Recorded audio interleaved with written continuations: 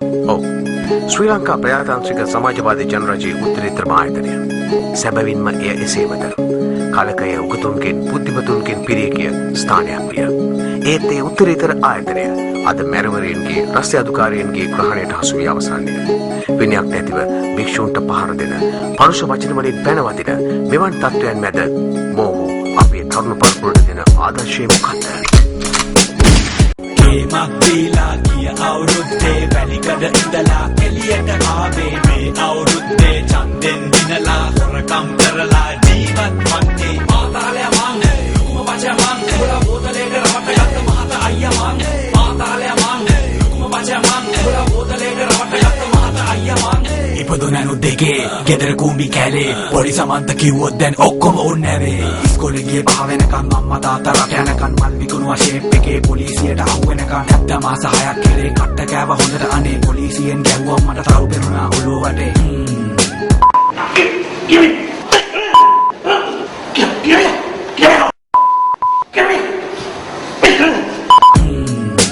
එළියට ආවා මං සමාජයෙන් රිජෙක්ට් ඉඳලා මොකද කරන්නේ දැන් අම්මට සිරි මෙතන තිබ්බ මගේ ලෑලි ගෙදරකෝ ලෑලි ගෙදර නෑ ඉඩම උගස් කින් දැන් too late ඉතින් ජොබ් කටනෝ ඉතින් මාත්‍රීටවත් සෙට් වෙලා කරමෝගේ වැඩ ඉතින් බෝතල් කාලයි පත් පැකට් එකයි පෝස්ටර් ගැව්වා මර රුපියල් 100යි ගේමක් දීලා ගිය අවුරුද්දේ වැලිකඩ ඉඳලා එළියට ආවේ මේ අවුරුද්දේ ඡන්දෙන් දිනලා හොරකම් කරලා ජීවත් වන්නේ පාතාලය මං ලුකුම බචා මං උඹලා බෝතලේට රවට ගත්ත මහත අයියා මං පාතාලය මං ලුකුම බචා මං උඹලා බෝතලේට රවට ගත්ත මහත අයියා මං Hey, Kolo call me Sudu. My job selling kudu.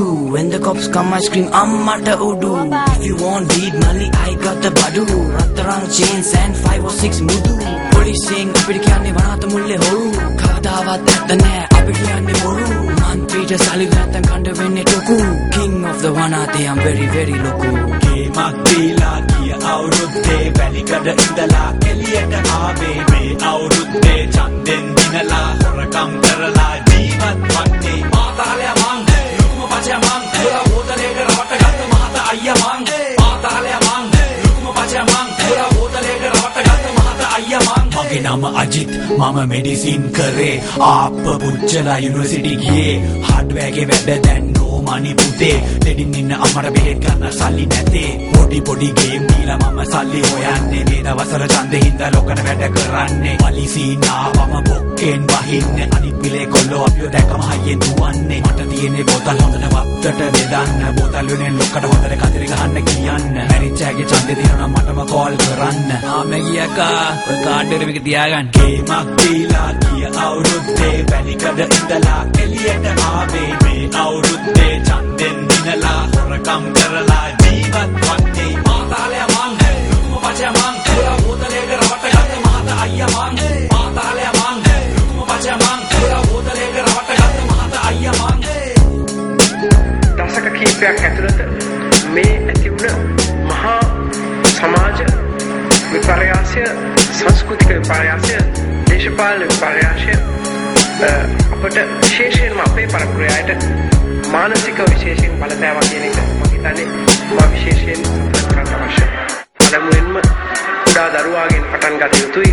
ඒ දරුවා තමයි වයස ගිහිල්ලා අවුරුදු 14 15 වෙනකොට තුවක්කු බෝම්බ අතට අරගෙන එහෙම හිඳුවලා සමාජය සහ තමා විනාශ වෙන්නේ. ඒ දරුවන්ම තමයි ඒ ආකල්පයන් සහිත පාර්ලිමේන්තුවට ආපුවාම පාර්ලිමේන්තුව පමණක් නෙවෙයි මුළු රටමත් විනාශ කරන්නේ.